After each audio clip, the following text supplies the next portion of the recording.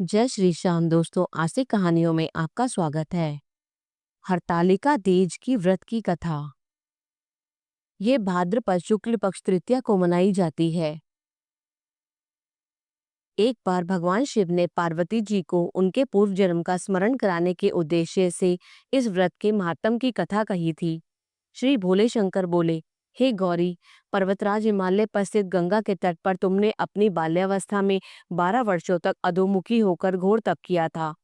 इतनी अवधि तुमने अन्न ना खाकर पेड़ के सूखे पत्ते चबाकर व्यतीत किए। माँ की विकराल शीतलता में तुमने निरंतर जल में प्रवेश करके तप किया। वैशाख की जला देने वाली गर्मी में तुमने पंचाग्नि से शरीर को तपाया। श्रावण की मूसलाधार वर्षा में खुले आसमान के नीचे बिना अन्न जल ग्रहण किए समय व्यतीत किया। तुम्हारे पिता तुम्हारी कष्ट साध्य तपस्या को देखकर बड़े दुखी होते थे। उन्हें बड़ा क्लेश होता था। तब एक दिन तुम्हारी तपस्या तथा पिता के कलेश को देखकर नारद जी तुम्हारे घर पधारे। तुम्हारे पिता ने हृदय से अतिथि सत्कार करके उनके आने का कारण पूछा। नारद जी ने कहा, गिरिराज, मैं भगवान विष्णु के भेजने पर यहाँ उपस्थित हुआ हूँ। आपकी कन्या ने बड़ा कठोर तप किया है। इससे प्रसन्न होकर वे आपकी सुपुत्री से विवाह करना चाहते हैं। इस संदर्भ में आपकी राय जानना चाहता हूँ। नारद जी की बात सुनकर गिरिराज गदगद हो उठे। उनके तो जैसे सारे कलेश ही दूर हो गए। प्रसन्नचित होकर वे बोले, श्रीमान, यदि स्वयं विष्णु मेरी कन्या का वरण करना चाहते हैं तो भला मुझे क्या आपत्ति हो सकती है। वे तो साक्षात ब्रह्म हैं। हे महर्षि, यह तो हर पिता की इच्छा होती है कि उसकी पुत्री सुख संपदा से युक्त पति के घर की लक्ष्मी बने। पिता की सार्थकता इसी में है कि पति के घर जाकर उसकी पुत्री पिता के घर से अधिक सुखी रहे। तुम्हारे पिता की स्वीकृति पाकर नारद जी विष्णु के पास गए और उनसे तुम्हारे ब्याह के निश्चित होने का समाचार सुनाया। मगर इस विवाह संबंध की बात सब तुम्हारे कान में पड़ी। तुम्हारे दुख का ठिकाना ना रहा। तुम्हारी एक सखी ने तुम्हारी इस मानसिक दशा को समझ लिया। उसने तुमसे उस विक्षिप्तता का कारण जानना चाहा। तब तुमने बताया, मैंने सच्चे हृदय से भगवान शिव शंकर का वरण किया है, किंतु मेरे पिता ने मेरा विवाह श्री विष्णु जी से निश्चित कर दिया।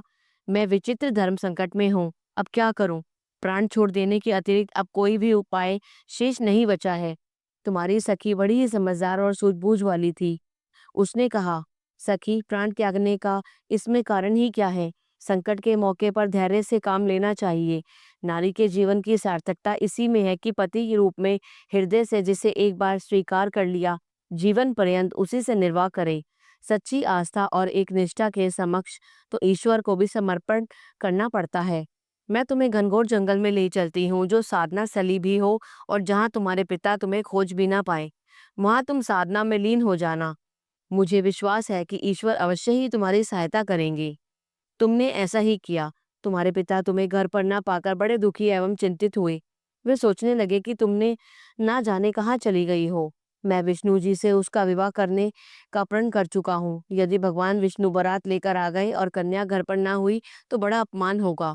मैं तो कहीं मुंह दिखाने के योग्य भी नहीं रहूंगा।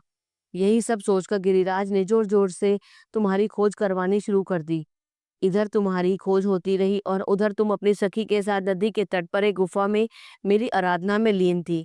भाद्रपद शुक्ल तृतीया को हस्त नक्षत्र था। उस दिन तुमने रेत के शिवलिंग का निर्माण करके व्रत किया। रात भर मेरी स्तुति की और गीत गाकर जागी। तुम्हारे इस कष्ट साध्य तपस्या के प्रभाव से मेरा आसन डोलने लगा। मेरी समाधि टूट गई। मैं तुरंत तुम्हारे समक्ष जा पहुंचा और तुम्हारी तपस्या से प्रसन्न होकर तुमसे वर मांगने के लिए कहा। तब अपनी तपस्या के फलस्वरूप मुझे अपने समक्ष पाकर तुमने कहा, मैं हृदय से आपको पति के रूप में वरण कर चुकी हूँ। यदि आप सचमुच मेरी तपस्या से प्रसन्न होकर आप यहाँ पधारे हैं तो मुझे अपनी अर्धांगिनी के रूप में स्वीकार कर लीजिए। तब मैं तथास्तु कह कर कैलाश पर्वत पर लौट आया। प्रातः होते ही तुमने पूजा के समस्त सामग्री को नदी में प्रवाहित करके अपनी सहेली सहित व्रत का पारण किया।